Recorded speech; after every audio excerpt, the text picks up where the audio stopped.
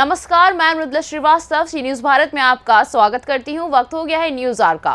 मुख्यमंत्री योगी आदित्यनाथ ने बाबा साहेब डॉक्टर भीमराव अंबेडकर के 66वें परिनिर्वाण दिवस पर विनम्र श्रद्धांजलि अर्पित की। इस दौरान उन्होंने कार्यक्रम को संबोधित करते हुए कहा कि भारत के सर्वसमावेशी संविधान के शिल्पी वंचितों, शोषितों व महिलाओं के उत्थान हेतु जीवन संघर्षशील बाबा साहब डॉक्टर भीमराव अंबेडकर सच्चे अर्थों में भारत रत्न थे। सीएम ने कहा कि बाबा साहब के दिखाए रास्ते पर आज भारतीय जनता पार्टी की सरकार काम कर रही है। ये देश बाबा साहब का सदैव ऋणी रहेगा। कार्यक्रम में योगी सरकार के कई मंत्री और deputy CM Keshav Prasad Maurya, deputy CM Brajesh Pathak ने बाबा साहब को पुष्प अर्पित कर श्रद्धांजलि दी। मुख्यमंत्री ने कहा कि 26 नवंबर को प्रधानमंत्री ने संविधान दिवस के रूप में मनाने की परंपरा आरंभ की। इस वर्ष तो उत्तर प्रदेश विधानसभा में संविधान दिवस पर विशेष सत्र भी आहूत किया गया था। मुख्यमंत्री योगी आदित्यनाथ ने कहा कि आयुष्मान भारत योजना से प्रधानमंत्री ने बाबा साहब के एक भारत श्रेष्ठ भारत के सपने को साकार किया है। उन्होंने कहा कि बाबा साहब ने कहा था कि अनुच्छेद 370 देश के अंदर विभाजनकारी तत्वों को सिर उठाने का अवसर प्रदान करेगी। जैसे भी हो इसे समाप्त करना चाहिए और उनकी बात सही साबित हुई। प्रधानमंत्री ने अनुच्छेद 370 हटाई और यही बाबा साहब को सच्ची श्रद्धांजलि है। मुख्यमंत्री योगी आदित्यनाथ ने ये बताया कि उत्तर प्रदेश में पिछले 2.5 वर्षों में ग्रामीण और शहरी क्षेत्रों में 28 लाख से अधिक गरीबों को प्रधानमंत्री आवास की सुविधा दी गई। 2 करोड़ 61 लाख गरीब परिवारों को शौचालय उपलब्ध कराए गए। तमाम प्रकार के बंधनों के बावजूद न केवल देश के अंदर बल्कि दुनिया के प्रतिष्ठित विश्वविद्यालयों में उच्च शिक्षा और डॉक्टरेट की डिग्री प्राप्त करने के बाद बाबा साहब भीमराव अंबेडकर ने अपने जीवन को दबे कुचले वंचित तबके के उत्थान के लिए समर्पित कर दिया। वे स्वतंत्र भारत के न्याय मंत्री बने।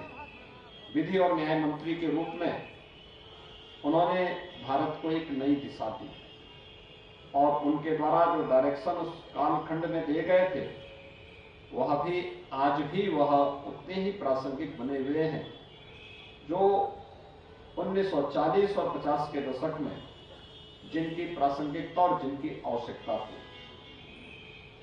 हम सब इस बारे में गौरव की अनुभूति कर सकते हैं कि भारत में बाबा साहब डॉक्टर भीमराव अंबेडकर जैसा महामानव का जन्म होता है और बाबा साहब भीमराव अंबेडकर के समाज और राष्ट्र के प्रति किए गए योगदान के प्रति कृतज्ञता ज्ञापित करने के लिए ही प्रधानमंत्री मोदी जी के नेतृत्व में देश के अंदर अनेक कार्यक्रम चल रहे हैं। आपने देखा होगा बाबा साहब भीमराव अंबेडकर से जुड़े हुए जो 5 प्रमुख स्थल हैं उन्हें पंच तीर्थ के रूप में विकसित करने का काम देश के अंदर प्रधानमंत्री मोदी जी के नेतृत्व में हुआ। मऊ छावनी मध्य प्रदेश जहां उनका जन्म हुआ था वहां पर भव्य स्मारक का निर्माण हो। दिल्ली में जहां पर बाबा साहब भीमराव अंबेडकर ने अपने सार्वजनिक जीवन को आगे बढ़ाया था वहां पर एक भव्य स्मारक बाबा साहब भीमराव अंबेडकर का सांस्कृतिक केंद्र और स्मारक बनकर के तैयार हो गया है, जिस पर कार्य जो वर्तमान में लोगों की श्रद्धा का एक भव्य स्मारक बना हुआ है। बाबा साहब भीमराव अंबेडकर ने अपनी उच्च शिक्षा इंग्लैंड के जिस भवन में रहकर के अर्जित की थी उसे भारत सरकार ने लेकर के और देश के वंचित और दलित बच्चों को उच्च शिक्षा अध्ययन के लिए जो इंग्लैंड जाना चाहते हैं उनके लिए छात्रावास के रूप में और स्मारक के रूप में बदलने का काम किया है। स्पेशल स्कॉलरशिप भी उसके लिए जारी की है। बाबा साहब ने नागपुर की जिस धरती पर दीक्षा ली थी और दीक्षा भूमि को भव्य स्मारक के रूप में बनाने और अंतिम यात्रा जिस चैत्य भूमि मुंबई में हुई थी उसे भी भव्य स्मारक का स्वरूप देने का कार्य तो प्रधानमंत्री मोदी जी के नेतृत्व और मार्गदर्शन में देश के अंदर हुए हैं। बाबा साहब भीमराव अंबेडकर से जुड़े हुए इन 5 तीर्थों को पंच तीर्थ के रूप में विकसित करने का कार्य ये बाबा साहब भीमराव अम्बेडकर के देश और समाज के प्रति किए गए योगदान के प्रति कृतज्ञता ज्ञापित करने का कार्यक्रम है। भाइयों बहनों, हम इस बात को जानते हैं कि बिना भेदभाव के शासन की योजना गरीब को पहुंचा देना। आज प्रदेश में 45 लाख गरीबों को प्रधानमंत्री आवास और मुख्यमंत्री आवास योजना की सुविधा का लाभ बिना भेदभाव के मिला है। आज देश के अंदर 2 करोड़ 61 लाख गरीबों को फ्री में शौचालय उपलब्ध करवाने का कार्य इस शासन की स्वच्छ भारत योजना के अंतर्गत प्राप्त हुआ है। 1 करोड़ 63 लाख से अधिक गरीब परिवारों को प्रदेश के अंदर हम लोगों ने विद्युत के निःशुल्क कनेक्शन उपलब्ध करवाने का कार्य किया। कोविड कालखंड में 15 करोड़ गरीबों को उत्तर प्रदेश में और 80 करोड़ गरीबों को देश के अंदर फ्री में राशन देने का काम सरकार कर रही थी। यह संवेदना बाबा साहब भीमराव अंबेडकर की देन है। किसी भी लोकप्रिय सरकार को संवेदनशील होना होगा और उस संवेदना का प्रभाव आज किस रूप में है आपने देखा होगा। कोविड कालखंड में उस समय जब पूरी दुनिया कोरोना जैसी महामारी के सामने पस्त थी, तब एक कार्य हो रहा था और ये हमारे लिए गौरव की बात है कि यह स्थल बाबा साहब भीमराव अंबेडकर की स्मृतियों से जुड़ा हुआ स्थल है। डॉक्टर लालजी प्रसाद निर्मल जी ने, उनकी टीम ने इस स्थल पर इन कार्यक्रमों के माध्यम से अनेक ऐतिहासिक कार्यक्रमों को आगे बढ़ाया है और आज अंबेडकर महासभा के द्वारा यहाँ पर जो कार्यक्रम किए जाते हैं, बाबा साहब भीमराव अंबेडकर की प्रेरणा से जो कार्यक्रम उन्होंने आगे बढ़ाए हैं, आज उसका परिणाम है कि उत्तर प्रदेश में भी बाबा साहब भीमराव अंबेडकर का एक भव्य सांस्कृतिक केंद्र और स्मारक का निर्माण कार्य उत्तर प्रदेश सरकार यहाँ पर करने जा रही है। जिन कार्यक्रमों के माध्यम से बाबा साहब भीमराव अंबेडकर की प्रेरणा को वर्तमान और भावी पीढ़ी के सामने प्रस्तुत करने में हमें मदद मिलेगी।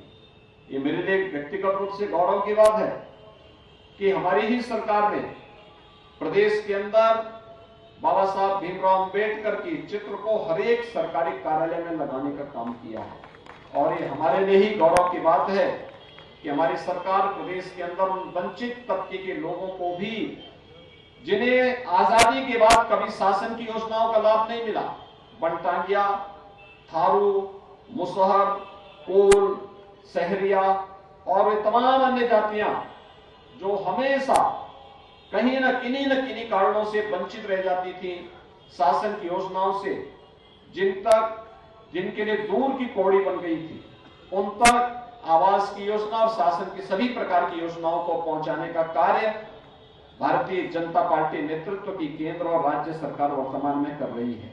और इसीलिए आज बाबा साहब भीमराव अंबेडकर की इस महापरिनिर्वाण दिवस के अवसर पर मैं एक बार फिर से उत्तर प्रदेश शासन की ओर से उन्हें नमन करते हुए विनम्र श्रद्धांजलि अर्पित करता हूं और इस बात के लिए आश्वस्त करता हूं कि राज्य सरकार हर दबे कुचले और उस तबके के साथ में जो कभी शोषण का शिकार रहा है, अन्याय का शिकार रहा है।